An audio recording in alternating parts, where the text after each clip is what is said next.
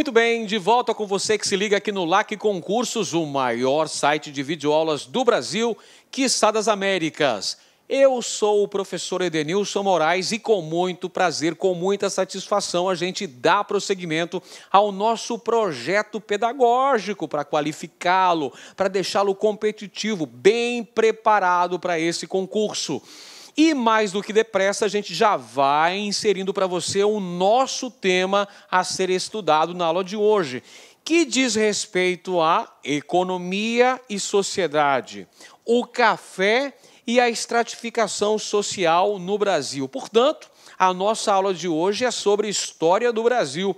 Nós vamos falar sobre o contexto econômico e social da chamada Primeira República no Brasil, a também conhecida República Velha. Pois é, aquele período entre 1889 e 1930, período ali de consolidação das estruturas republicanas do Brasil, quando nós tínhamos uma economia essencialmente agroexportadora, quando nós tínhamos, então, a vigência da Primeira República, que posteriormente ficou conhecida como República Velha.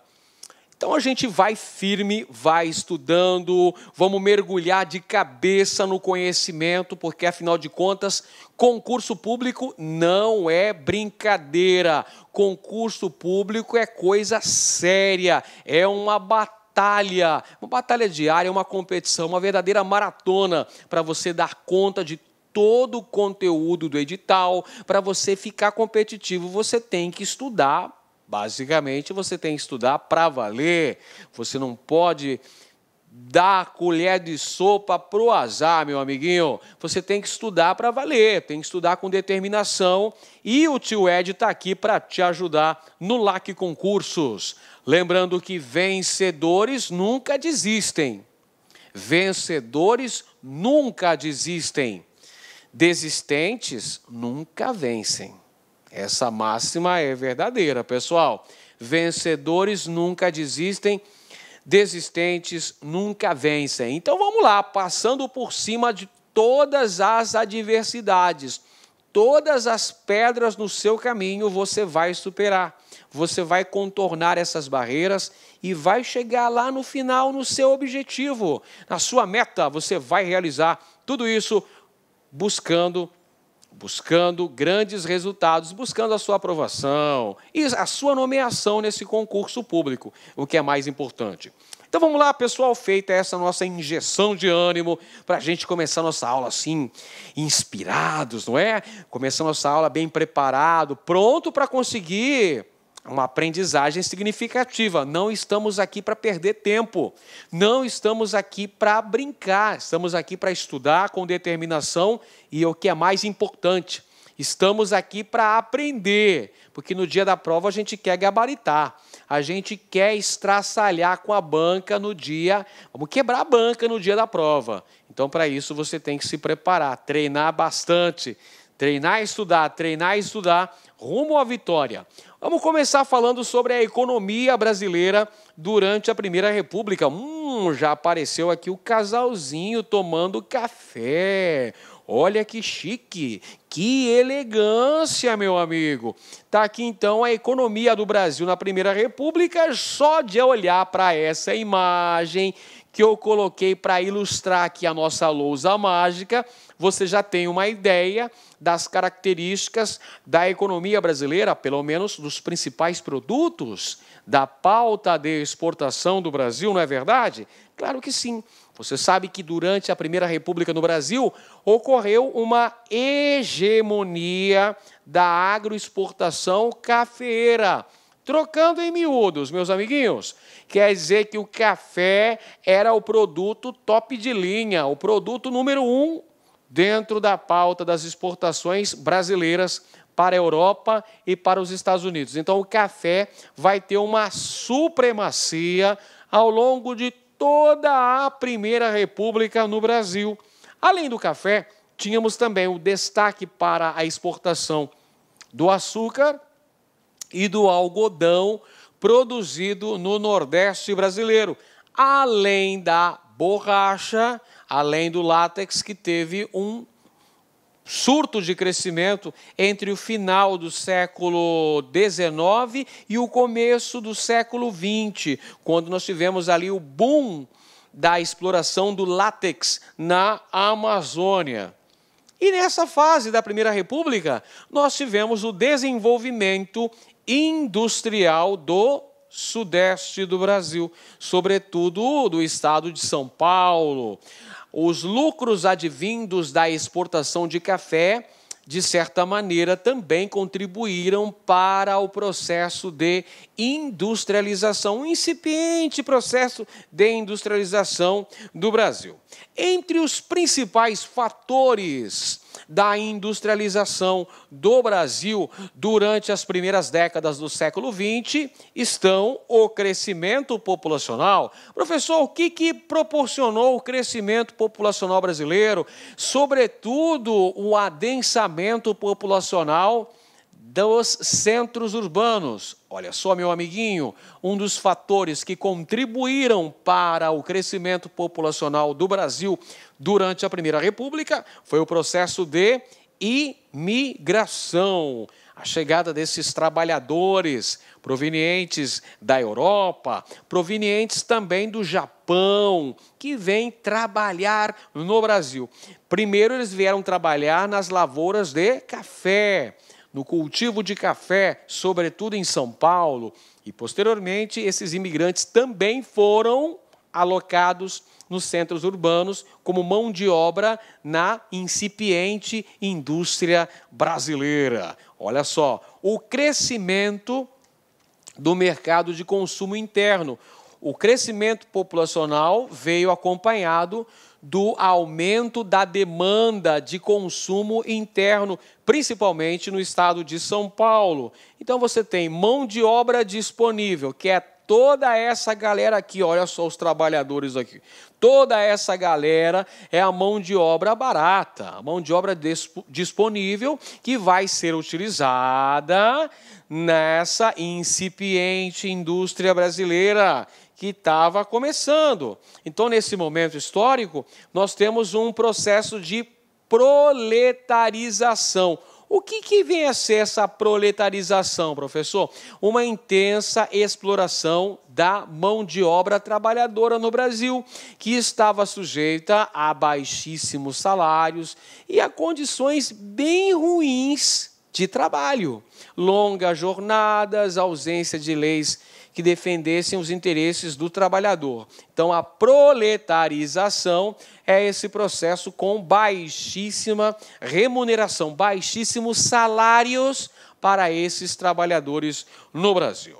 Em relação ao capital industrial, nós temos uma série de investimentos que foram feitos no Brasil. Investimentos estes que visavam o desenvolvimento do setor de transportes e também do setor de exportação. Por essa razão, no Brasil, nós tivemos ali, no final do século XIX, comecinho do século XX, o investimento na construção de ferrovias, no aparelhamento de portos brasileiros, como o Porto de Santos e o Porto do Rio de Janeiro, tudo isso visando dotar de uma melhor infraestrutura. Nós tivemos também a reforma do Rio de Janeiro, a reforma da capital do Brasil, um processo de remodelação urbano do Rio de Janeiro, que deveria ser a Paris tropical, ali durante o governo do presidente Rodrigues Alves, durante a administração do prefeito do Rio de Janeiro, Pereira Passos. Foi feito, então, a demolição dos cortiços, a abertura de largas avenidas no centro do Rio de Janeiro. Tudo isso para mostrar ali o progresso do Brasil, chamado progresso da época, proporcionado em grande contexto, com grande significado, pelo avanço da produção do café no Brasil. Então, nós temos um processo de desenvolvimento urbano, investimentos urbanísticos no Brasil e esses investimentos urbano-industriais gerando uma considerável lucratividade no Brasil. Então, essa maior produtividade vai acabar gerando uma maior exportação de café no Brasil. E, principalmente, olha só, pessoal, a importação de máquinas. Então, é o que eu falei para você agora há pouco, no início da nossa aula. O café, de certa maneira, o café dificultou a modernização econômica do Brasil, porque nós ficamos com aquela tendência de termos uma vocação agrícola para o Brasil. Mas, por outro lado, amiguinhos, os lucros obtidos com o café também ajudaram no processo de importação de máquinas e equipamentos, que contribuíram para o incipiente processo de industrialização do Brasil. Em relação à questão política, durante a Primeira República no Brasil, nós tivemos o predomínio do Estado oligárquico. O que significa isso aí, Edenilson? Explica direitinho o que vem a ser esse Estado oligárquico. É o controle da política brasileira que, durante essa fase conhecida como Primeira República, esteve basicamente nas mãos das grandes oligarquias nacionais. Há um controle por parte da aristocracia agrária brasileira, sobretudo essa aristocracia rural ligada à exportação de café. Isso faz com que o Brasil valorize basicamente essa nossa suposta vocação agrícola.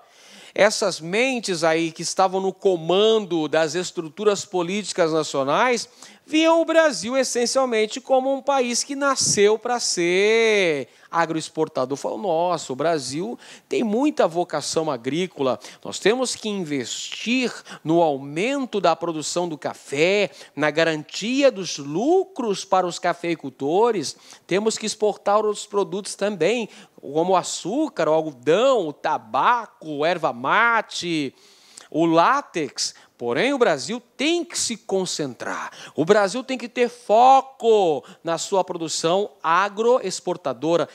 Veja que as autoridades político-institucionais brasileiras enfatizavam essa questão de que o Brasil tinha uma vocação agrícola, que o Brasil não tinha que ficar preocupado em modernização de sua economia, investir no surgimento de um arrojado parque industrial. Fala, não, o Brasil tem vocação, nossa vocação é para a agricultura. Isso era o que defendia esses representantes da aristocracia agrária brasileira, defendendo que o Brasil devia continuar com sua estrutura agroexportadora. É nesse contexto histórico que nós temos a política de valorização do café. Foi realizado no ano de 1906, lá em Taubaté, uma reunião dos estados, os maiores produtores de café no Brasil, São Paulo, Rio de Janeiro e Minas Gerais, que vão insistir na importância da política de valorização do café, de que o governo federal deveria subsidiar a economia cafeeira. O governo federal deveria dar suporte para a economia do café, garantindo dessa maneira os lucros dos cafeicultores, que o governo deveria dar incentivo para a produção, que o governo deveria comprar os estoques excedentes, porque, veja bem, o café estava sujeito a várias oscilações na cotação de seu produto no mercado internacional. Então, sempre que o café estivesse em declínio, o governo deveria adquirir os estoques excedentes, queimar esses estoques excedentes para diminuir a oferta do produto, no sentido de se garantir o lucro dos cafeicultores. E muitas vezes o governo, inclusive, pessoal, desvalorizava a própria moeda nacional em relação a moedas estrangeiras, como a libra esterlina, moeda corrente na Inglaterra, como forma de manter os lucros, o nível dos lucros dos grandes cafeicultores. E de que maneira que o governo fazia isso? O governo fazia isso aumentando a cobrança de impostos. Por um lado, então, o governo concentrava os lucros nas mãos dos cafeicultores e, por outro, ele repartia as dívidas, adivinha com quem? Com a gente, com a população, que tinha que pagar pesados impostos. Qualquer semelhança com o modelo atual não é mera coincidência, viu, amiguinhos? Olha outra característica aqui do período da Primeira República no Brasil, do ponto de vista econômico, é a ausência de indústria pesada. O que significa isso, professor? Significa que o Brasil não tinha uma indústria que desse sustentação para o desenvolvimento do processo de industrialização no país. Não haviam siderúrgicas, não haviam metalúrgicas, não haviam companhias petrolíferas do Brasil, pessoal. Essas indústrias pesadas, as chamadas indústrias de base, só vão surgir no Brasil em qual contexto histórico mesmo? Qual é o contexto histórico? Qual é o primeiro presidente que vai investir pesado na indústria de base no Brasil? Qual é o presidente? Fala para mim agora.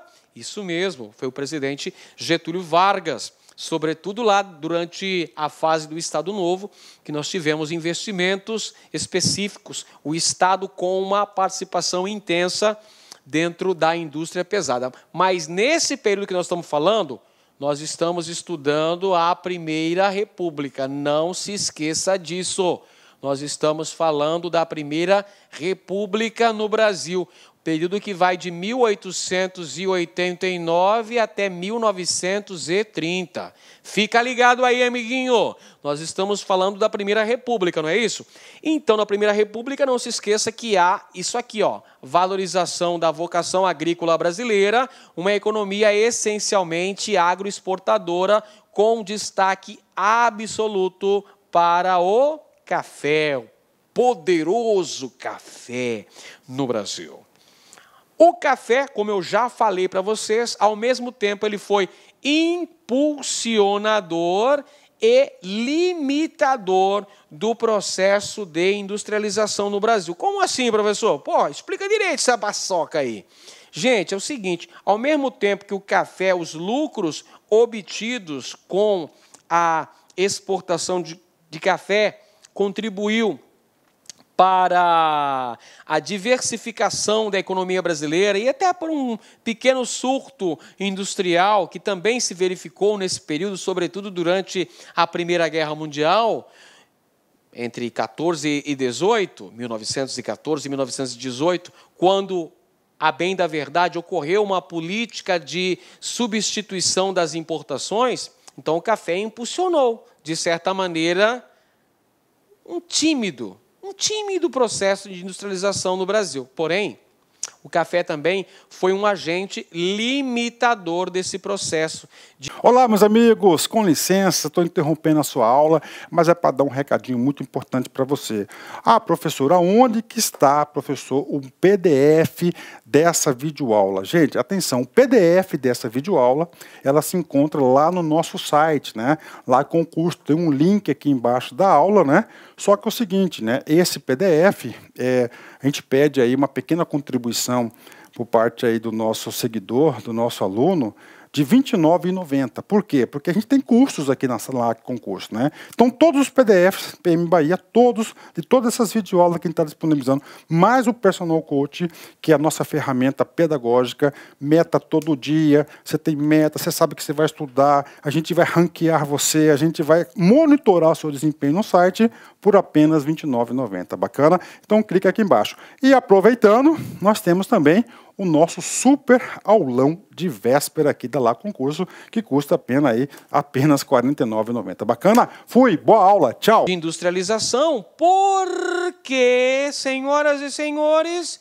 valorizou-se, enfatizou-se essa vocação agrícola do Brasil.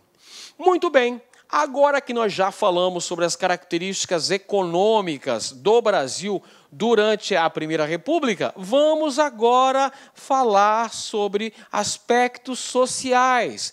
Vamos agora enfocar em nossa aula os principais conflitos que aconteceram durante a Primeira República no Brasil. E olha que não foram poucos. Várias revoltas eclodiram em várias partes do Brasil durante a República Velha. Durante a Primeira República, teve Canudos na Bahia, contestado lá no Paraná com Santa Catarina. Nós tivemos também o cangaço no Nordeste, o movimento de Juazeiro também no Nordeste. Nós tivemos revoltas urbanas como a revolta da vacina, a revolta da chibata, as greves operárias. Ufa! Durante a Primeira República no Brasil, ocorreram várias manifestações sociais importantes.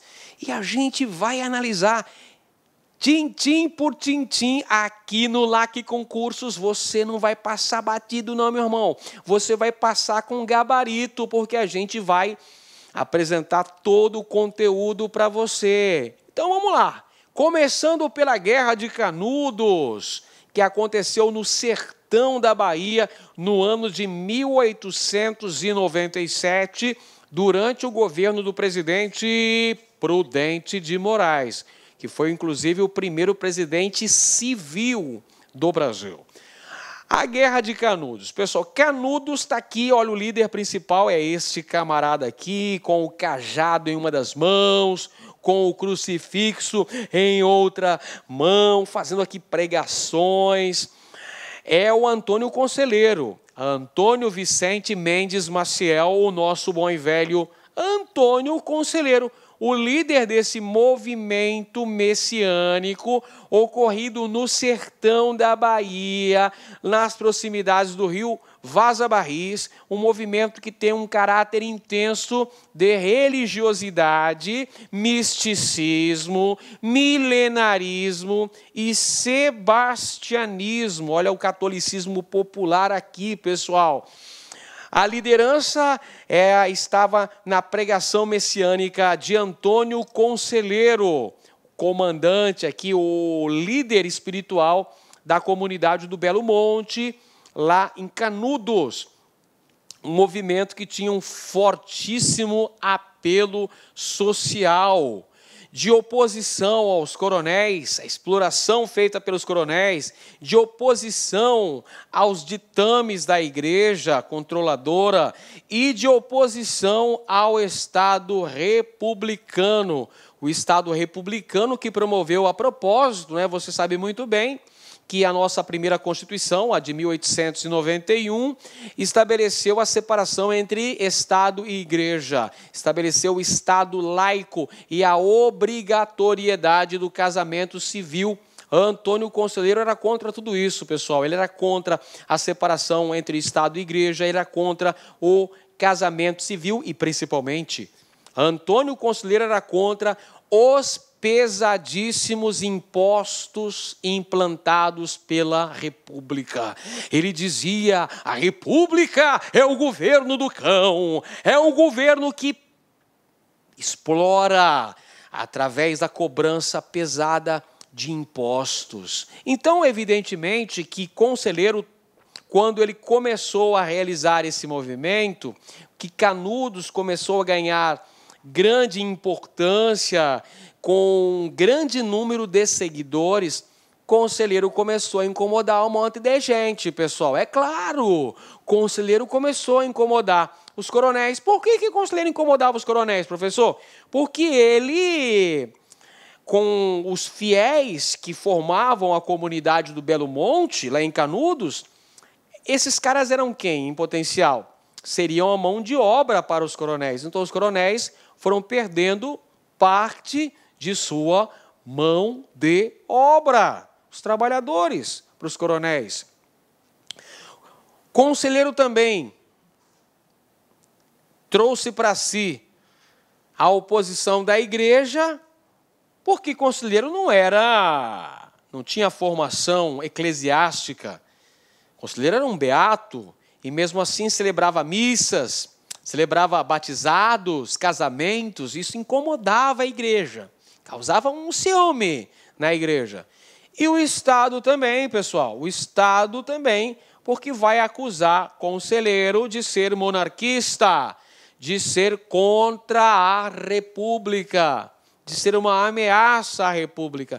É por essas razões todas aí que nós vamos ter o envio de uma série de expedições militares que são deslocadas para o Arraial do Belo Monte, para Canudos, para destruir essa comunidade. São 4 expedições militares que foram enviadas lá em 1897, culminando lá no mês de outubro com a destruição completa de Canudos.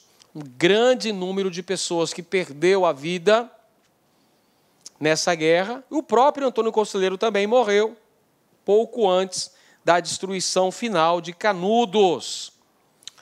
Outro importante evento social ocorrido durante a Primeira República no Brasil foi no sul do Brasil, foi na porção sul, na fronteira do Paraná com Santa Catarina, numa região que estava sob litígio, que estava sendo contestada entre esses 2 estados. Por essa razão, que entre 1912 e 1916 ocorreu a chamada Guerra do Contestado, que vai apresentar como características, olha só a semelhança com Canudos, o caráter messiânico, a crença num catolicismo popular e milenarista, a proposta de uma sociedade igualitária, pessoal. Como dissemos aí, contestado, aconteceu na fronteira entre os estados do Paraná e Santa Catarina, uma região contestada por esses 2 estados. A liderança desse movimento coube aos chamados monges, que eram beatos, lideranças religiosas, João Maria, Adeodato e José Maria. São os monges, os líderes espirituais da comunidade da monarquia celeste, que se edificou ali na fronteira do Paraná com Santa Catarina, uma comunidade religiosa com preceitos cristãos, numa região bastante oprimida, uma região que havia sido construída uma ferrovia ligando São Paulo ao Rio Grande do Sul, empreendimento este que esteve sob os auspícios do megamilionário norte-americano Percival Farquhar, o mesmo que esteve envolvido na construção da ferrovia Madeira-Mamoré, na porção norte do Brasil. Então, houve uma desapropriação das terras limítrofes, por onde passavam essa ferrovia, né, por onde passava essa estrada de ferro. Então, isso causou atritos com os povos que já estavam estabelecidos nessa região, pequenos proprietários, poceiros, grileiros, toda essa galera aí vai, evidentemente, que protestar contra as autoridades do governo do Paraná, do governo de Santa Catarina e do governo brasileiro também, pessoal, por conta desse caráter de expropriação, de marginalização dessas camadas populares. É por isso que surge esse movimento, movimento messiânico, movimento de preceitos cristãos, essa comunidade religiosa chamada Monarquia Celeste, que foi destruída sem dó nem piedade pelo exército brasileiro. Mais um movimento que foi violentamente massacrado pelas tropas federais. Outro movimento importante também ocorrido durante a Primeira República no Brasil, as décadas de 1920 e 1930 também, foi o cangaço. Olha lá, quem que já apareceu aqui na nossa aula para dar o ar da graça? Olha lá, empunhando o seu revólver, o seu traje característico de cangaceiro. Esse aqui, meus amiguinhos, é Virgulino Ferreira da Silva, O Lampião, grande Lampião, bandoleiro das selvas nordestinas, da Caatinga, não é mesmo? Olha aí o Lampião aí, galera. O cangaço é um movimento de banditismo que é ocasionado em consequência direta do próprio movimento da marginalização, da expropriação dessas camadas populares, que não tinham assistência nenhuma por parte do governo, que eram exploradas pelos coronéis, que eram aviltadas pelas autoridades republicanas. Em consequência disso, em consequência dessa marginalização, surgem esses grupos formados por jagunços, por sertanejos, que vão promover uma série de atos de violência pelos sertões do Nordeste brasileiro e que apresentam uma própria concepção de justiça de bando. Está aí o Lampião, que não nos deixa mentir, um dos principais bandos de gangaceiros que existiram aí nesse contexto histórico, décadas de 20, décadas de 30, foi o bando de Virgulino Ferreira da Silva, o Lampião, acompanhado de sua companheira Maria Bonita. Acorda, Maria Bonita, levanta, vai fazer o café, que o dia já vem raiando e a polícia já tá de pé. Segura, Lampião! Lampião, mito do sertanejo forte. Muito bem. Agora vamos falar um pouquinho sobre as revoltas urbanas, porque aconteceram também várias manifestações de contestação nos centros urbanos brasileiros, com destaque para o Rio de Janeiro, que era a capital do Brasil, a capital da República, naquele contexto histórico. Muito bem. Vamos começar falando sobre a Revolta da Vacina. Revolta da Vacina, que aconteceu no ano de 1904, no Rio de Janeiro. A Revolta da Vacina tem uma relação direta com o processo de reurbanização da capital federal, da capital republicana brasileira, o Rio de Janeiro. Ou seja, era o objetivo das autoridades políticas do Rio de Janeiro e da própria República Brasileira de transformarem o Rio de Janeiro numa verdadeira Paris tropical. Olha, os caras aí tinham medidas bem arrojadas, hein? Olha a meta, transformar o Rio de Janeiro na Paris tropical. Olha que beleza, hein? Então, olha só, o Rio de Janeiro precisava ser o cartão postal do Brasil. O Rio de Janeiro, a capital da República, então precisava atrair turistas, atrair visitantes do mundo todo. Mas como? Como numa cidade que tem uma série de doenças, que tem malária, que tem peste bubônica, que tem varíola? Aí não dá, amiguinho. Aí não dá, vai fazer uma propaganda muito negativa. Como que você vai fazer isso numa cidade que tem mais rato do que pessoas morando? Pelo amor de Deus, aí o negócio pega, né? Aí o bagulho fica louco, não pode acontecer um negócio desse. Então, objetivando, promover uma remodelação do Rio de Janeiro, uma reurbanização do Rio de Janeiro, durante a administração do prefeito Antônio Pereira Passos, no Rio de Janeiro, prefeito do Rio de Janeiro vai promover a destruição dos cortiços. O que eram os cortiços aí, tio Ed? Os cortiços eram aquelas habitações coletivas, onde moravam muitas pessoas juntas, né, naquele mesmo ambiente. Então, isso favorecia a disseminação dos chamados males sociais. É como eles chamavam, não é o professor que está dizendo. Eles chamavam de males sociais. Alcoolismo, malandragem, banditismo, prostituição, criminalidade. Então, eles vão falar que era preciso destruir os cortiços, porque os cortiços eram males sociais, traziam males sociais para a cidade do Rio de Janeiro. E adivinhem só, os senhores, em que área da capital estavam localizados esses cortiços? Eles não estavam na periferia, não, senhores. Esses cortiços estavam localizados no centro do Rio de Janeiro. Então, você imagina lá o contexto. Por essa razão, o governo ordenou o bota abaixo. O que é o bota abaixo aí, professor?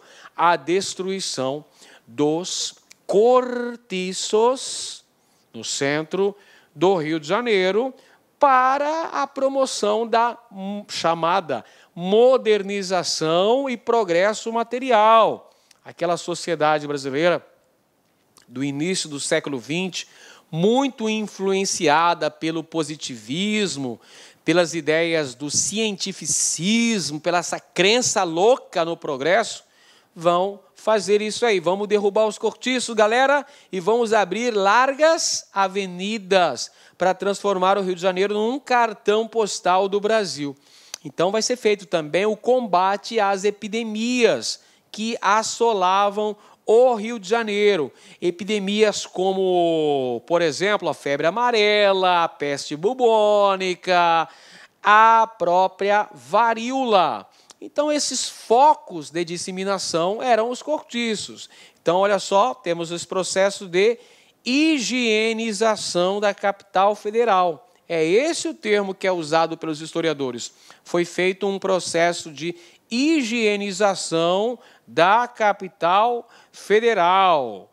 Então, vai ser feito o bota abaixo, a destruição desses cortiços, dessas habitações coletivas, e vai ser feita a vacinação obrigatória. Olha só a charge que eu trago para você para ilustrar bem esse período aí, essas vésperas da ocorrência da revolta da vacina. Está ali o sanitarista Oswaldo Cruz, que vai ser o responsável pela higienização da capital federal com o estabelecimento da vacinação obrigatória para erradicar a varíola no Rio de Janeiro. Então, esse autoritarismo das medidas saneadoras de se promover a vacinação obrigatória de homens, mulheres, crianças e idosos, e o fato de se promover essa modernização conservadora, esse progresso, essa destruição da velha cidade, a construção de uma nova cidade, todas essas medidas são vistas como autoritárias, e isso vai acabar gerando um movimento de oposição por parte da população mais pobre do Rio de Janeiro, que é a revolta da vacina, que aconteceu em novembro daquele ano, que é uma série de distúrbios ocorridos no Rio de Janeiro por ocasião da vacinação obrigatória. Foram feitas muitas prisões, alguns até perderam a vida, alguns foram, inclusive, mandados lá para o Acre. Olha só a punição severa, hein? Pegaram esses caras, mandaram lá para o Acre, onde estava tendo a extração do látex. Mas, no final das contas, todo mundo entrou na agulha. Todo mundo teve que ser vacinado contra a varíola. Outra revolta importante que aconteceu no Brasil, nesse período aí da Primeira República, foi a revolta da Chibata. Revolta da Chibata, que aconteceu no ano de 1910, um movimento social ocorrido na Marinha de Guerra Brasileira, contra os castigos corporais. Por isso que é chamada de Revolta da Chibata, pessoal. Revolta da Chibata, porque ela era contra os castigos físicos, os constantes castigos físicos a que estavam sujeitos os marujos brasileiros, os marinheiros brasileiros. Qualquer falta que o marujo cometia, 30 chibatadas da criança. Se coloca no lugar dele, para você ver, se coloca aí no lugar dele. Não era fácil não, imagina. Disciplina rigorosa, recrutamento forçado. O rango era de péssima categoria, viu, pessoal? Você que está esperando aí passar no concurso para ter uma alimentação mais digna, né? Uma alimentação de primeira. Nessa época aqui na Marinha, cara, a hora do rancho era terrível. Comida de péssima qualidade e, para piorar ainda mais a situação, castigos corporais constantes. A chibata cantava no lombo dessa bugrada aqui, pessoal, dessa galera aqui, desses marujos aí, que a propósito, esses marujos eram basicamente negros e mulatos.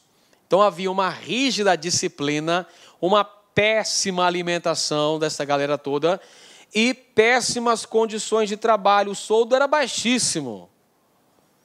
Tudo isso faz com que esses marinheiros negros e mulatos, sob a liderança deste cidadão aqui que está aparecendo na sua tela, esse cidadão que está aparecendo na lousa mágica do LAC é João Cândido Felisberto, o líder da revolta da Chibata. Tomaram 2 navios de guerra brasileiros, ameaçaram bombardear a capital federal caso a Chibata não fosse abolida da Marinha Brasileira. Por essa razão, por ter liderado esse movimento social dos marinheiros negros e mulatos do Brasil, que se voltaram contra a própria instituição republicana no Brasil, não é? Ameaçaram bombardear a capital federal. O presidente da República da época era Hermes da Fonseca.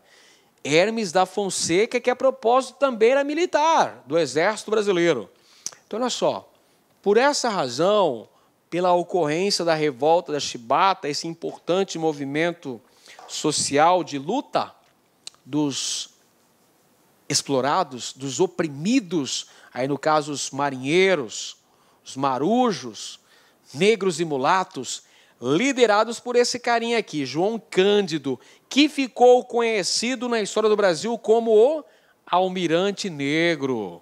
O Almirante, há muito tempo nas águas da Guanabara, o dragão do mar reapareceu na figura de um bravo marinheiro que a nossa história não esqueceu. Conhecido como Almirante Negro, tinha a dignidade de um mestre-sala. É a música O Mestre-Sala dos Mares, música de composição do João Bosco e Aldir Blanc, que foi interpretada de forma magistral pela nossa queridíssima Elis Regina, e fala a história do João Cândido, cara. João Cândido que enfrentou a opressão, o autoritarismo da Marinha Brasileira, a Marinha de Guerra Brasileira, que tinha se modernizado tanto que havia adquirido alguns encouraçados de guerra, mas que estranhamente mantinha uma estrutura praticamente escravista, com uma rígida disciplina, com castigos físicos. Olha só, a revolta da Chibata, pelo menos, serviu para dar um basta. Foi abolida a Chibata da Marinha Brasileira. Porém, as principais lideranças do movimento, inclusive João Cândido, foi preso, foi mandado para a Ilha das Cobras, foi expulso da Marinha. Olá, meus amigos! E aí, gostou da nossa videoaula? Ótimo, bacana. Então, estou aqui mais uma vez para convidar você a adquirir o material de apoio aí. A gente está pedindo aí uma contribuição simbólica aqui da Lá Concurso por R$ 29,90, né? Todos os PDF, mais essa metodologia aí fabulosa do Personal Coach. Eu vejo que muitos alunos não conseguem ter alta performance porque não conseguem elaborar um plano de estudos, né? Uma sequência coerente, prioritária. Ele vai se perdendo no conteúdo. Então, o Personal Coach vai te ajudar bastante nisso por apenas R$ 29,90. E, claro, a chamada daquela cerejinha do bolo que vai coroar a sua preparação para esse concurso inédito aqui da PM Bahia. O nosso super aulão de véspera. Tá? Aqui estão os professores aqui, já estão todos eles contratados, combinei com todo mundo já. 30 horas, né? Cada professor vai gravar blocos de 30, por exemplo, vou pegar aqui o professor Edenilson, né? 2 horas, então ele vai ter 4 blocos aí, tá? 4 blocos de 30 minutos, né?